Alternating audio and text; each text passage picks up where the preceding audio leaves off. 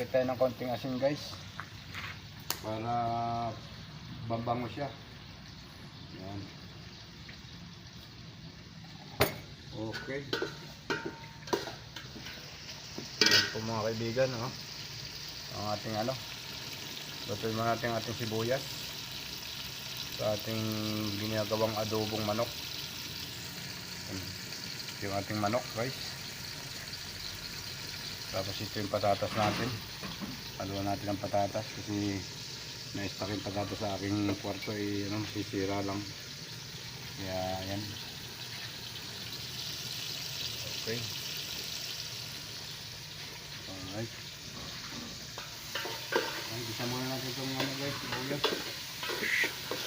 Gisa muna tayo.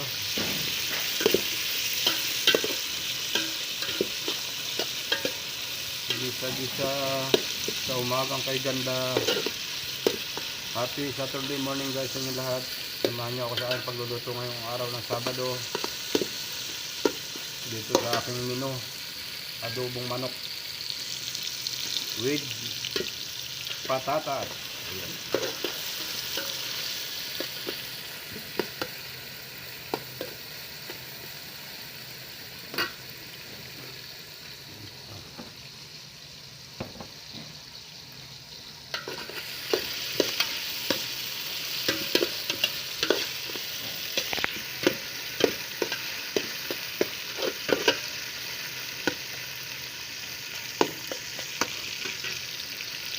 Okay, malapit na natin ihalo guys ang manok. Paluto ng ating sinasangkot na ano. Ginigisang sibuyas, bawang, luya. Ayan. Umusok-usok pa.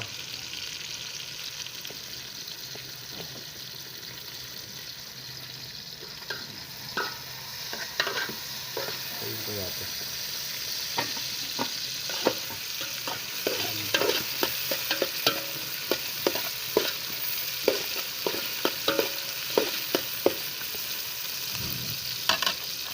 Tagal maluto ang patatas guys, isa natin to.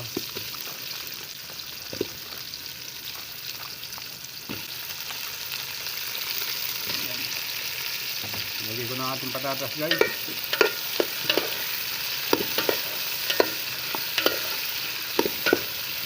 Takpan lang natin ang mga ilang minuto. Okay. Hello guys, magandang umaga sa inyong lahat guys. Nandito tayo guys, papunta tayo sa kitchen kasi inutusan ako ng aking kasama na kukuha ako ng asukal, kasi nagluluto siya ng adobong manok. So ilalagay niya daw ito guys doon sa kanyang adobong manok para mas sobrang sasarap pag may konting asukal. Kasi pag hindi, okay lang pag hindi ka maglagay ng ibang mga dapat ilagay doon para masarap, pero ang sa kanya is nilalagay niya guys ng asukal, tapos tinitimpla niya doon, lagyan ng toyo, suka. So medyo sarap talaga guys, kasi alam niyo na tayong mga Pilipino, hilig tayo guys sa adobo. So by the way, ang adobo, ang manok pala guys, yan ang aming pambansang ulam dito sa Saudi, kasi yan po guys ang palaging inuulam namin, kulang na lang pakpak at lilipad na kami. So yan lang, tupunta na tayo doon guys, ibigay natin to sa nagluluto, si Onisan Pinoy OFW Vlogs.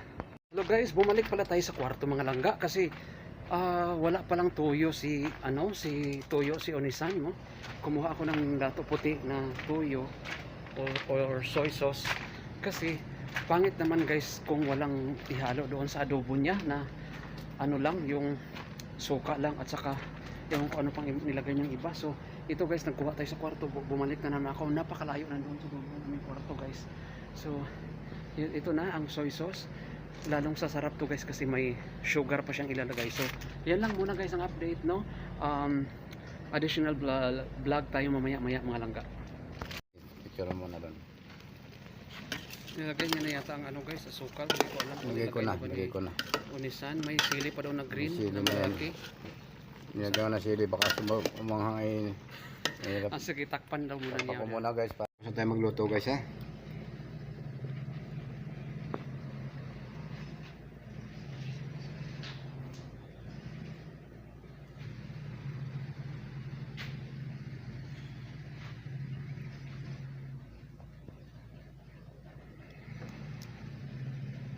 short video naman tayo.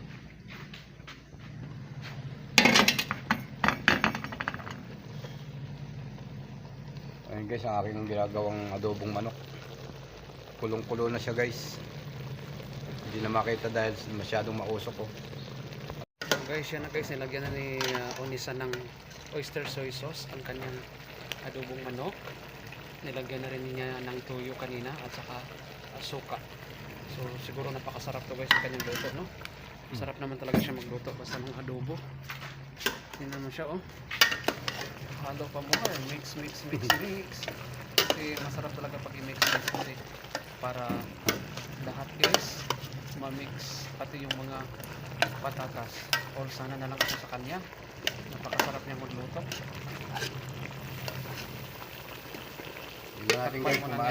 Takpan muna niya guys at tikman niya kung tama na ba ang timpla. Okay na bang timpla? Parang kulang yata ng tuyo Onisan at saka asin. Lagyan mo rin ng asin konti. Yan, sinayin. Para masarap at saka konting suka lang, huwag mong ganihan. Yan o. Oyster soy sauce pa siguro ilagay niya guys, di ko alam. Lasa na, masa na yung oyster sauce. Sarap. Lalo na kung damihan siya ng oyster sauce, ang sarap.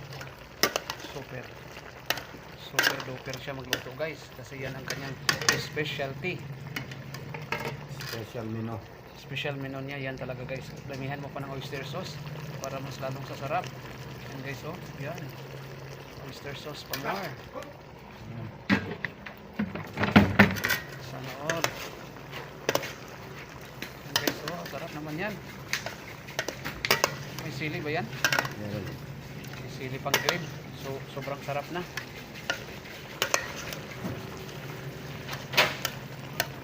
So, i-mix mo ng maayos. Takpan pa niya guys kasi para mag-mix at saka para kukulo.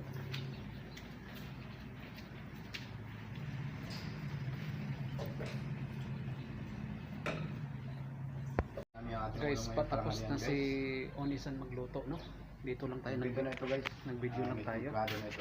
So, na sa alat. patapos na siya. Yan o. Kompleto na yan. Suka lang So, natin guys kasi huwag masyado maasim very tasty na yung niluto ng adobo. So, yan. Patapos na guys. Timbang na suka ang ating nilagay dyan. Dalawang kutsara ng suka lang. Ayan guys. Buksan na yata niya yung mamaya guys. May nagluto din dyan sa kabila guys, ibang lahi, oh. Nagpainit ng tea. Yan. Sobrang init na yan guys. Grabe. Super duper na. Sarap. Sarap sobra. Tinikman na niya ang lasa, ang taste guys, no? Kung masarap ba siya o hindi. So, yan na. Lagyan niya ulit ng tuyo guys. Para masarap lalo. At bitsin, lagyan mo konti. Nandyan sa ilalim. May bitsin ba rito? Oh, sure. Wala pa lang bitsin yan eh. Sarap, nilagay ko. Sige, okay lang yan. Lagyan mo Lagyan natin ng bitsin guys. Kunting bitsin lang. konting bitsin, may magic sarap pa. May Mahirap oyster sauce. Ma-over sa bitsin. Makalbo tayo yan.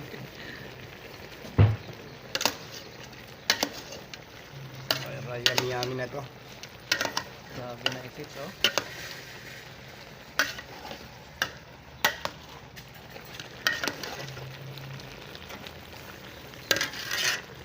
Kompleto guys, may oyster sauce. Ayun po. May ano yan, completor sitado sa yan guys. May Ang ating adobo. magic sarap. Adobong may manok. bitsin. Grabe na. Yun lang guys. Ayan, thank you for watching guys. Maraming salamat. Luto na guys. Luto na. So bye bye. And have a blessed Saturday sa ating lahat. Yan, luto na ka ng adobong manok. Yan ang pambansang ulam guys sa Saudi Arabia. Okay, takpan na natin ang maluto. Hindi pa pala naluto guys. Mamaya maluto na yan. Si Francis naman nagluluto rin si Francis ng ano dyan, ng kanin, no? Yan si Francis kasama namin. So may iba din dito na kasamahan namin dito sa ano. Nagluto din siya guys ng nagpainit siya ng tubig para siguro sa kanyang tea. Yan, no? Kumukulo ng kanyang kettle. Tapos yung kung ano nilagay niya guys, oh. Ano ba yan? Hindi ko alam, hindi ko kilala yan guys, no? Nagpaluto siya ng ganun. So Yan sila ang pagkain nila. So matapos na kami, bye bye na lang. Matapos na rin si Onisan Pinoy sa kanyang adobong manok. Bye bye. Naman ni Konsi ng ano ng ay ni Onisan ng Paminta. paminta or black pepper na powder. Para sabi niya parang mas lalong sasarap daw. Yan. Sabi ng usok guys. Usok pa more. Ano? Parang masarap na yun talaga yan na ano, Onisan. Ay, namatay. Ha? Mayroon naman dyan lighter.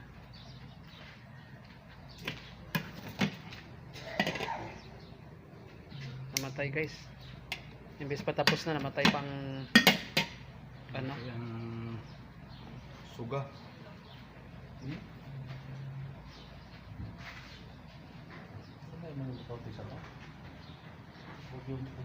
Okay na yung sabaw. Lagyan pa niya guys ng tubig.